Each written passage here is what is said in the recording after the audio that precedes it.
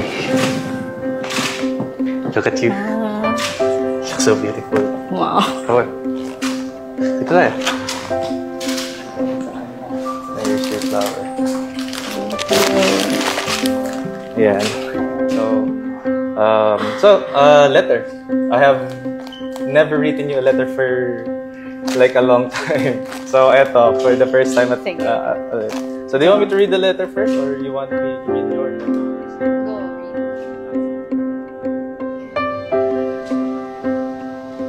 Salamin? May salamin ba? Oo. Akin na yung Laya ka na. Mahaba. Short. Gago. Sakto lang. So, alright. So, I'll read you the letter. Yes, sir.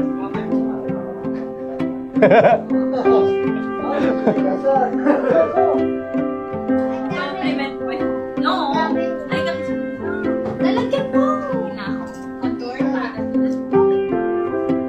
Okay lang yan. So, my dearest Joy, as I sit here trying to find the perfect words to express my love and admiration for you, I can't help but feel a mix of excitement, nervousness, and sheer joy. It's hard to believe that we've been on this incredible journey together for 7 whole years. 7 years of laughter, tears, growth, and unwavering love. It feels like just yesterday we were stumbling through our awkward early dates, and now here we are. Preparing to embark on the grand adventure of our marriage. Sa paglabas mo ng bahay natin,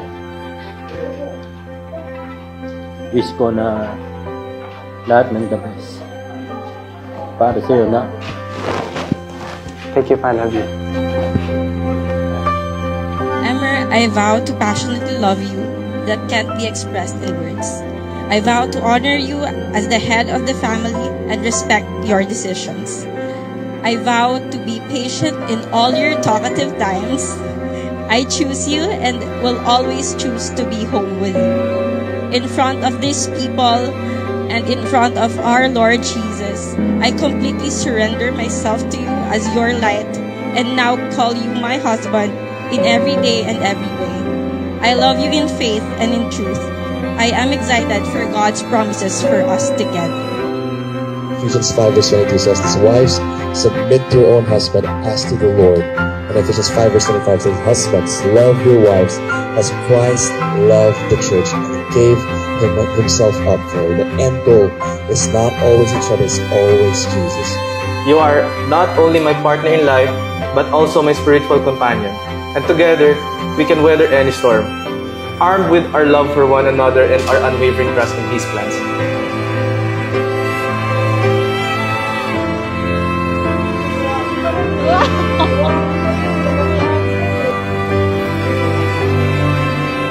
You brought an incredible amount of laughter and light into my life.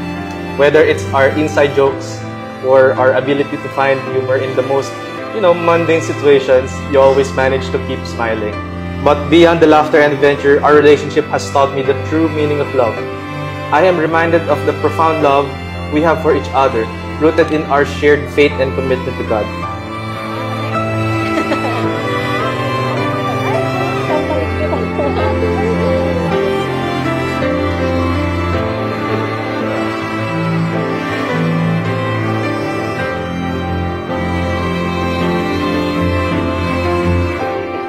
Sobrang short. Ba't na naiyak ako? Ayan. Sobrang short pero being very indecisive of all the things. This one, I didn't decide to write beforehand because I want it to feel kung ano yung nararamdaman ko right at this moment. This is so short, but this is really, really valuable words for me.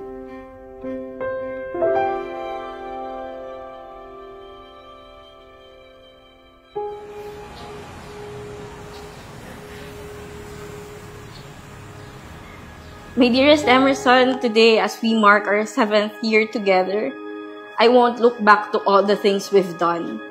Rather, I want to share my vision with you. Emerson, I may have dreamed of the same man as my papa, but I have seen a different person in you. My safe place, my best friend, my partner, and my forever love.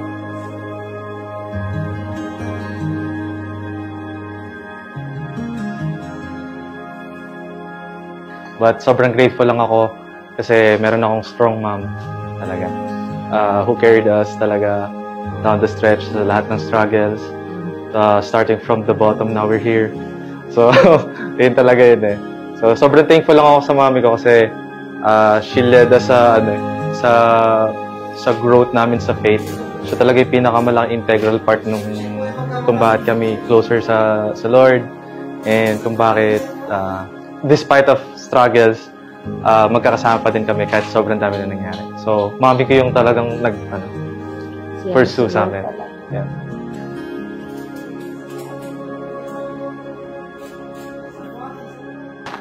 I love you. Ito. Wala ko pera.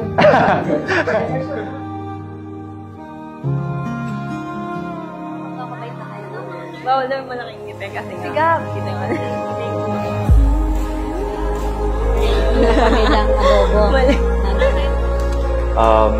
In a world that can sometimes feel chaotic and uncertain, you've been my safe haven. Your presence alone has the power to calm the storms within me, to reassure me that everything will be alright. You've seen me at my best and my worst, and yet you've loved me unconditionally. You've shown me the beauty of vulnerability, teaching me that it's okay to let my guard down and that we can always come to Him and pray together.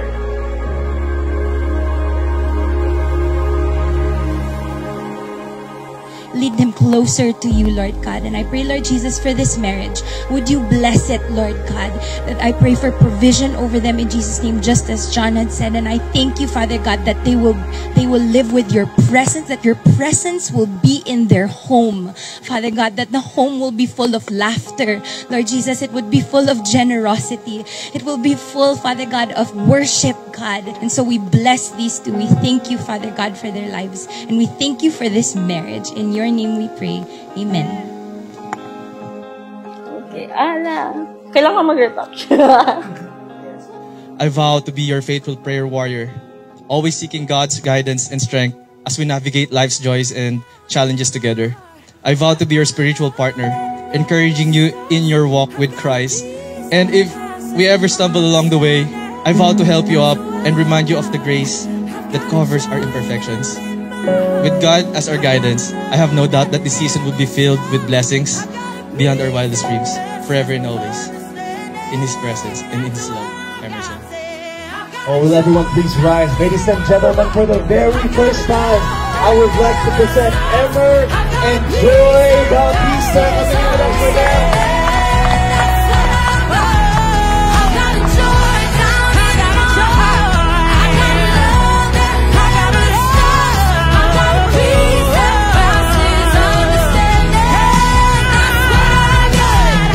From the moment we met, I knew there was something special about you.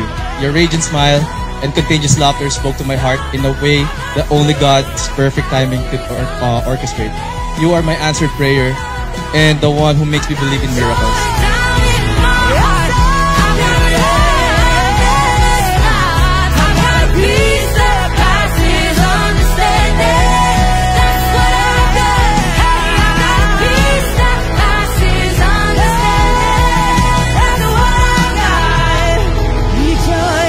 This is it, making everything right in the name of our Jesus, and ready to face challenging times and exciting moments with you. Ready for another 700 more years, legally and unbreakably. Happy anniversary, and this is our new season. I love you.